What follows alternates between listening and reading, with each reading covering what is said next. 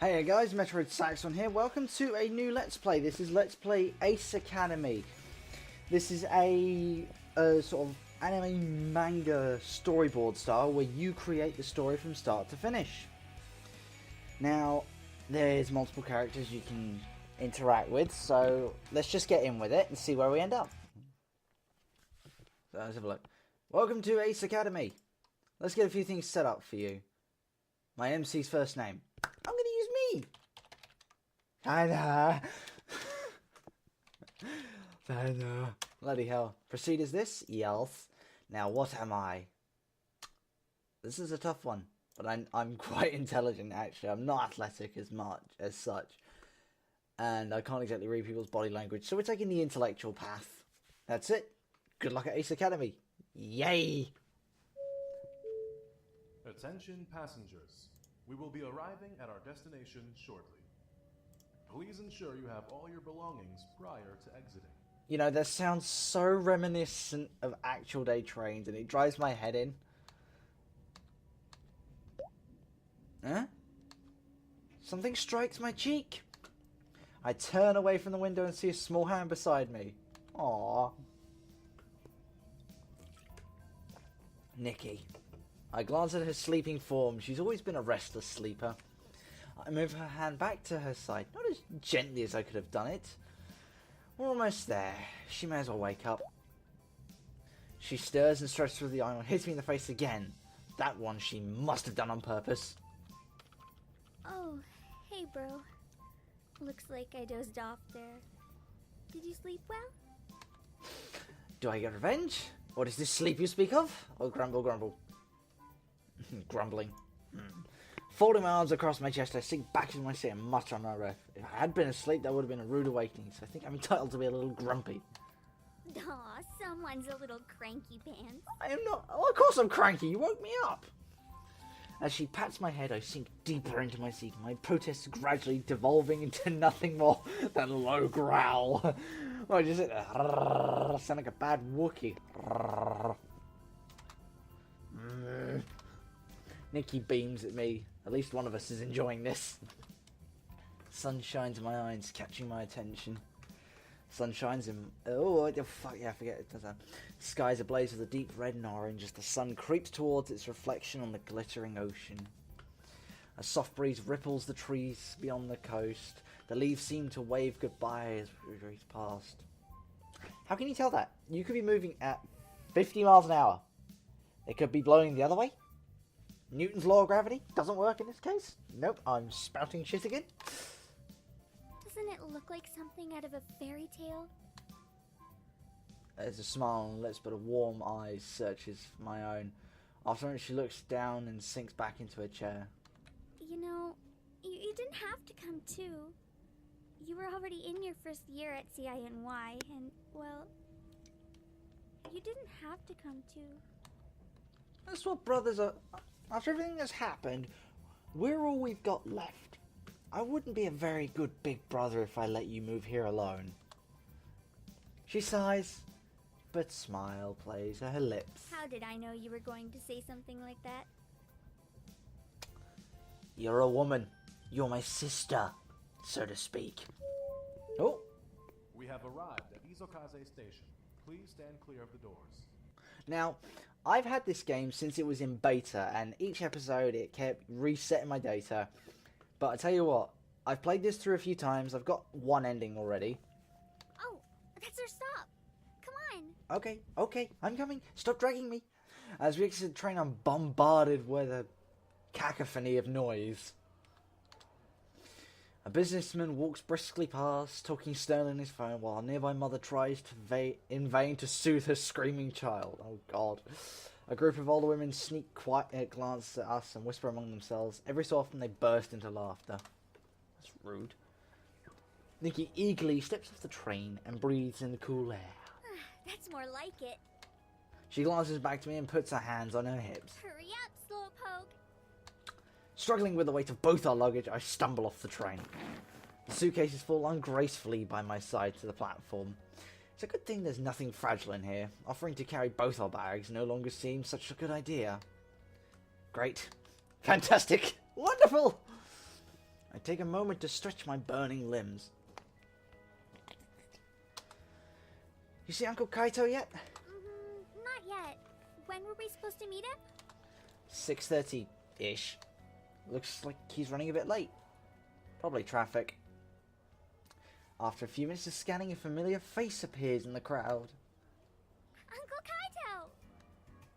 His face splits in a wide grin. Welcome to Japan! I do not say blah blah blah. Nikki giggles at Kaito's English. Hello, my name is Nikki. That was just really bad. I'm sorry, but if they're trying to take the piss out of us, they are seriously doing it badly.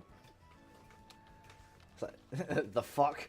Why are you two talking like that? What do you mean? Christ, that reminds me of Game Grumps. Reminds me of Hoshi from Game Grumps. You take the responsibility. Stop. Stop what, Oni-chan?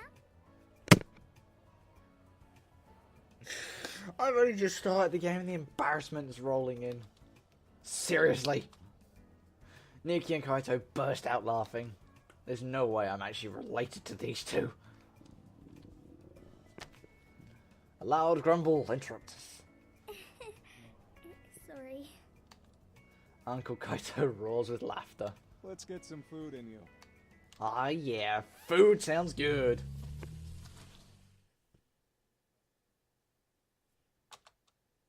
Welcome home.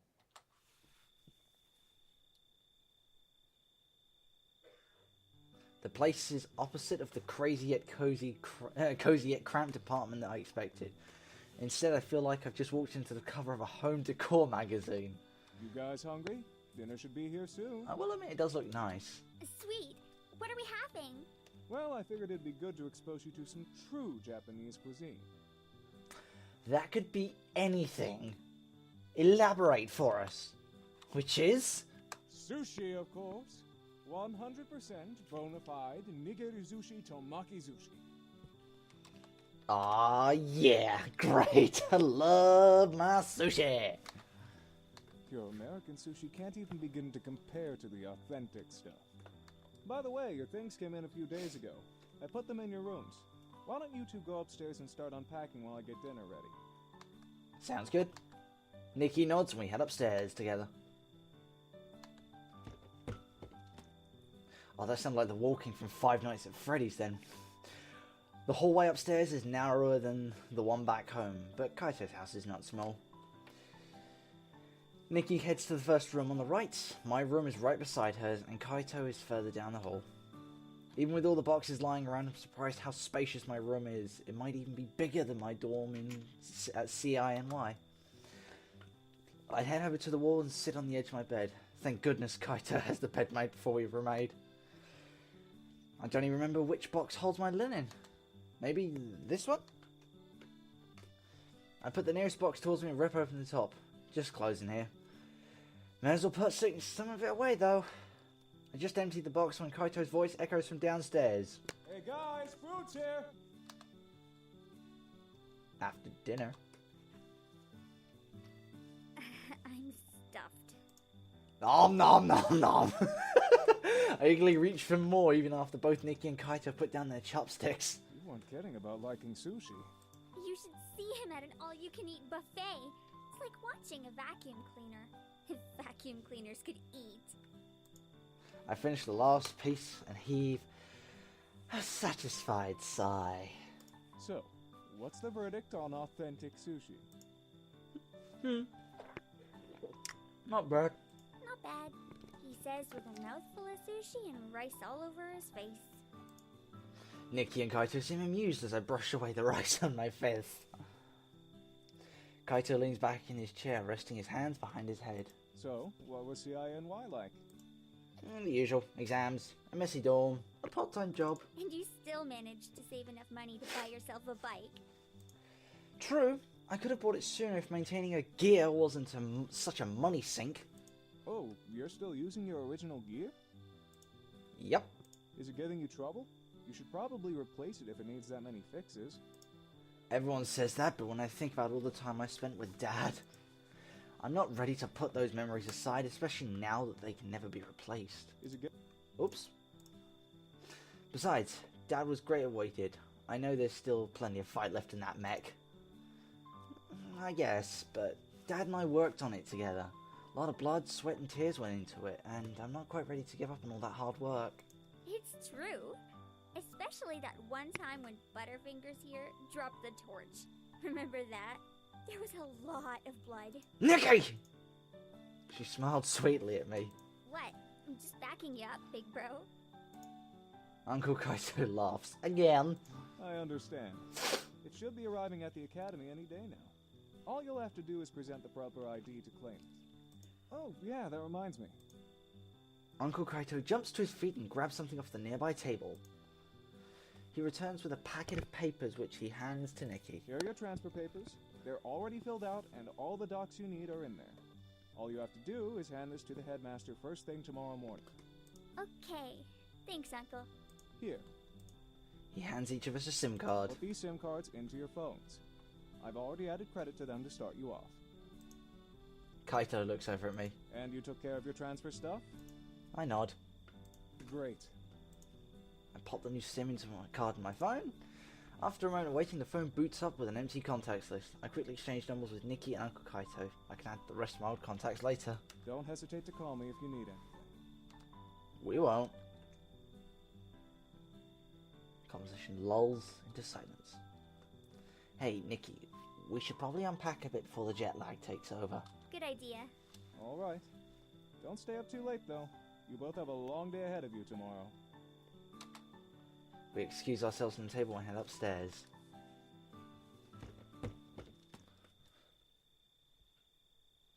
Alright. Time to unpack!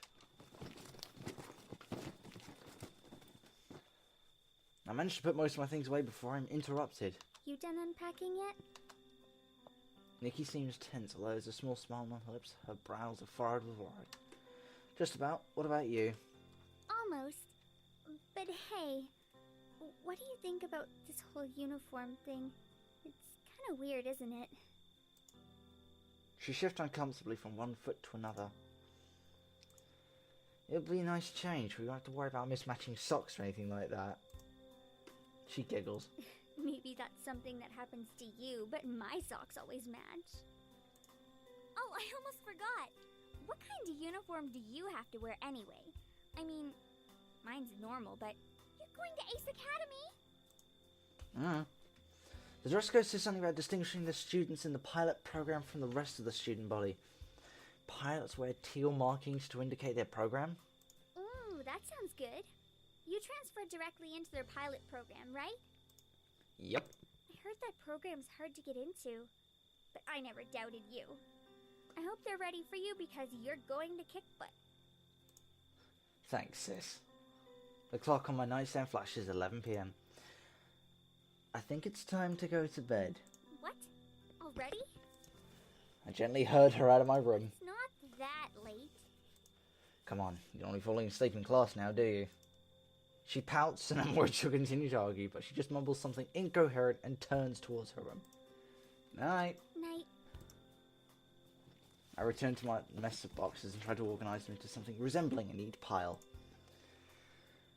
As I reach for the last box, a picture frame falls around a large class. My heart tightens in my chest, so I snatch up and inspect it for any fractures. Luckily, it's unharmed. I run my finger over our smiling faces. Me, Nikki, Mom and Dad. We're at the fair and Nikki wanted to ride the roller coaster. I remember Mum and I just argued over something stupid before the picture was taken, but you'd never be able to tell from this photo. Mum always looks so poised and together. I place the frame beside the computer and try to ignore the lump in my throat. I lay on my bed and close my eyes, but my thoughts refuse to quiet. Eventually my exhaustion takes over and I fall asleep among the tangled questions and what-ifs running through my mind.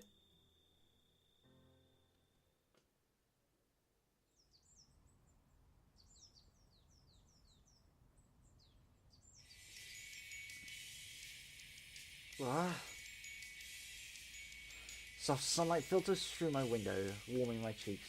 The distant melody of birdsong is nearly drowned by the annoying blare of my alarm. I roll away from the window and see 7 AM flash on my clock. This can't be right, can it? I smash the snooze button and am rewarded with a blissful silence. Just 5 more minutes and I'll be ready to face the world. Oh! That could not have been 5 minutes. Why'd you hate me, clock? Fine, I'll get up now. If I stay any longer, I might never leave.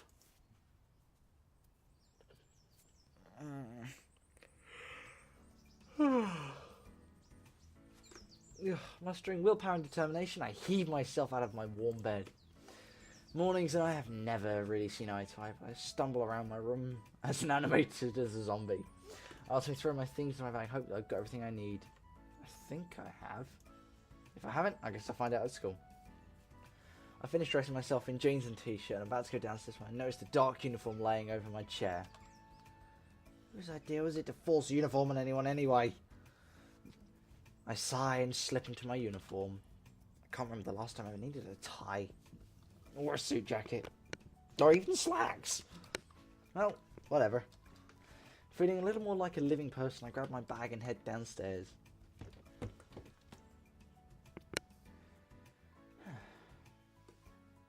Stifling a yawn, I saunter into the kitchen and see Nikki at the table, nibbling on some toast. She sees me enter and her face lights up. Good, you're up. I was just about to go get you. Well, I'm here. I made toast. Want some? Mm-hmm. I sit down at the table, but she just laughs. It's in the toaster. Go get it yourself. Grumbling, I pick up the toaster from the toaster and take a bite. No, Uncle Kaito? He already left for work. I enjoy the silence when Nikki saddles up to me wearing a playful grin. In her white shirt and plaid skirt, she does a twirl and looks at me expectantly. So? Too adorable. I pinch her cheeks and nod protest as she squirms. Yeah, kai desu. Nikki puts on a sour expression as she wrenches through for my grasp. She gingerly pokes her cheeks as to reassure they're still there. I grin at her and pat her head. Oh, don't be mad. Despite her grumbling facade, I see a trance of smiling formally. We finish our meal in silence, with Nikki occasionally shooting hurried glances my way. I wolf down my food and gather my stuff to meet Nikki by the door. How are you going to get to the academy? My motorcycle, obviously. Oh, you don't need a permit then? I remember you were worrying about that. Permit? I completely forgot. I need a parking permit for my bike, but they should have visitors parking, which I can use if I can find a spot. What should I do? Should I take my motorcycle and hope for the best? Should I take the bus and take my bike once I've got a permit? I'll take the motorcycle. I'm sure it'll be fine if I take my bike. There must be at least some form of parking that doesn't require a permit. Yeah, I'll take my bike. Oh, right, of course. I forgot how much you cried when it was taken for shipping. Very funny. Now, I might not offer you a ride. Even if you did, I'd still have to pass. I need to figure out how to navigate around Isokaze sometime, right? Really? Being seen on a bike like mine would automatically make you the most popular girl in school. You sure you want to pass up such a great opportunity? Please, have you met me? With my winsome smile and ample charm, I won't need your bike to be popular. Whatever you say. Nikki heads to the door towards the bus stop and waves Good goodbye. luck on your first day. You too. After parting with Nikki, I make my way to the garage. Can't believe I can consider the bus a possibility when my baby is waiting here for me. My heart pounds in anticipation as the garage door crawls open and bathes my pride and joy in a halo of soft light.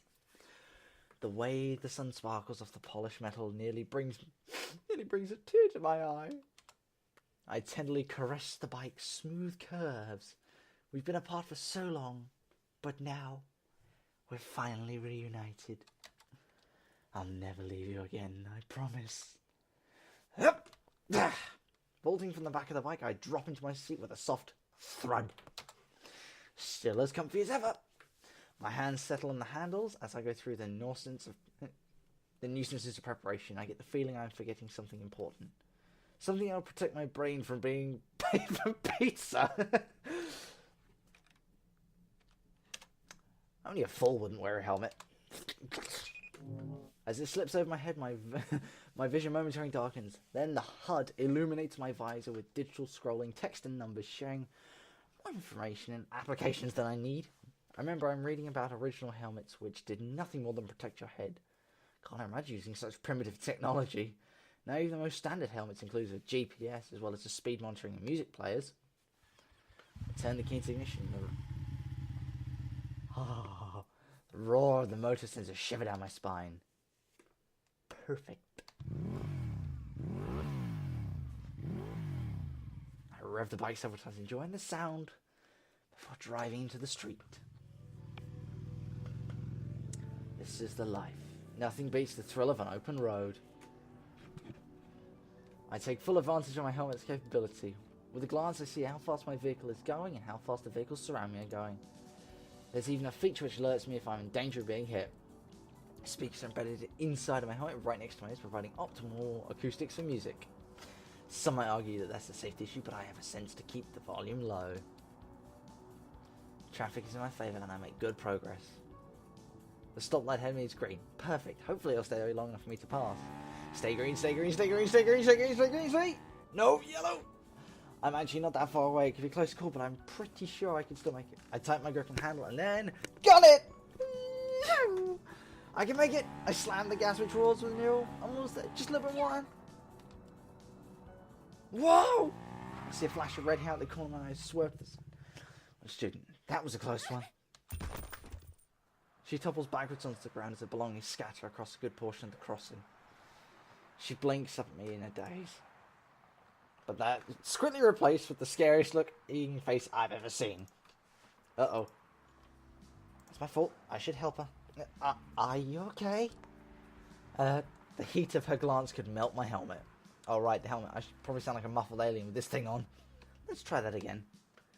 I take my helmet off. Are you okay? Here, let me help. I extend my hand towards her, but she swats it away. Don't touch me! Oop. She takes several deep breaths and heaves herself to her unsteady to her feet. Once she finds her foot, she dusts off her uniform. She suddenly whirls on me. Are you blind? You could have killed me! I'm really... What were you thinking? I swear, these days, any idiot can get a license. She gestures her to a book stone across the road. Look at what you've done! It's not a pretty sight. She runs her hands through her hair in growling frustration. Whenever I try to pull her, she interrupts me with another verbal beating. She's a fiery one, that's for sure. I don't deserve this barrage of insults, but I can understand her anger and frustration. I'd admit I'm in the wrong, so I'll bite my tongue and take the abuse. She takes a breath and stops to pick her things up. I'll take forever for her to gather her things by herself. I wheel my bike to the side of the road and try to help, but whenever I pick something up, she snatches it out of my hand. I need to get attention so I can make things right. Pick up before she can snatch it back, I offer it to her. Huh? What? Her gaze flicks back and forth from me to the book, eyes narrowing the longer she does. Why are you still here? Haven't you caused enough trouble? She steals the book out of my hands. Look, I'm really sorry. She folds her arms, the fire easing in her eyes. So, can I help you? She shrugs, drops the books. I return back into her bag. Whatever. Do what you want. I think that's her way of saying yes.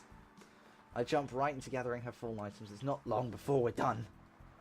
She checks her bag. That looks like everything. An uncomfortable silence falls between us. She gazes downward at her feet for a moment. The previous hostility has gone. I mean, she still looks annoyed, but not in the I'm about to bludgeon you to death with my books and dump your body in the sewers kind of way. Thanks. I guess. Even if this is all your fault to begin with. I rub the back of my head with a sheepish grin. No problem. And again, I'm really sorry for all of this. Whatever. I'm going to be late if I stand around chatting to an idiot like you all day. Bye. She shoulders past me and marches away at brisk pace. I soon lose her as she turns the corner. well, that was something. And head back to my bike, confident that I did the right thing. After a fairly short trip, I arrived at the academy in search for a parking spot. Every spot in this vast parking lot is taken by some form of vehicle. Apparently everyone else drove in today. So it seems like there's a vehicle here for every student. I'm just about to ready to give up when I see it. A single free spot. A wave of giddy emotion threatens to burst out of me. I can practically see a holy ray of light shining down on it, accompanied by an angelic choir. The wheel on my bike closer then freeze.